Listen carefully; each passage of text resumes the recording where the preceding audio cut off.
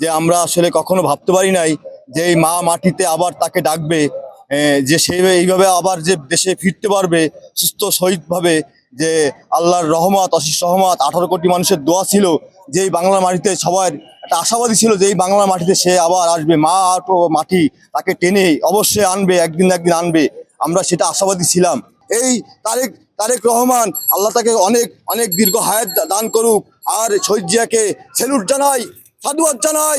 এই শহীদ জিয়া এই দেশে একটা গোল্ডেন ছেলে সে রেখে গিয়েছেন। আর এই ছেলে একটা না, প্রত্যেকটা ঘরের কোনায় কোনায়, প্রত্যেকটা জেলার কোনায় কোনায় জানি এই একটি ছেলে, জানি প্রত্যেকটা মায়ের কোলে জানি একটি এই তারেক রহমানের মতন ছেলে, তারেক রহমানের মতন ছেলে জানি প্রত্যেকটা মায়ের বুকে জানি একটি করে সন্তান জানি জন্ম নেয়, প্রত্যেকটা ঘরে ঘরে জানি জন্ম নেয়। আমি আমার লাইফে আমি এত মানে মানুষ আর কি, এত জনগণ একত্রিত জড়ো হতে কোনো সময় শুনিনি আর দেখিনি। আমার খুব ভালো লাগছে আর কি যে লিডার আসছে, জেনে যে মানুষের যে এত অনুভূতি, এত ভালো লাগা আমাকে আসলে আশ্চর্য করছে।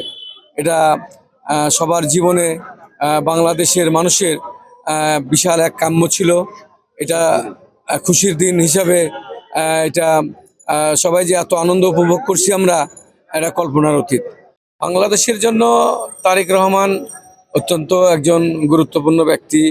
উনি উনি শহীদ প্রেসিডেন্ট জিয়াউর রহমানের যে ঐতিহ্য, ওনার যে মানে পথ নির্দেশনা, ওনার যে 31 দফা বাস্তবায়নের যে আশা আকাঙ্ক্ষা, এটাকে আমি স্যালুট জানাই। আর আশা করব এইটার মাধ্যমেই বাংলাদেশ স্বনির্ভর হয়ে গড়ে উঠবে ইনশাআল্লাহ।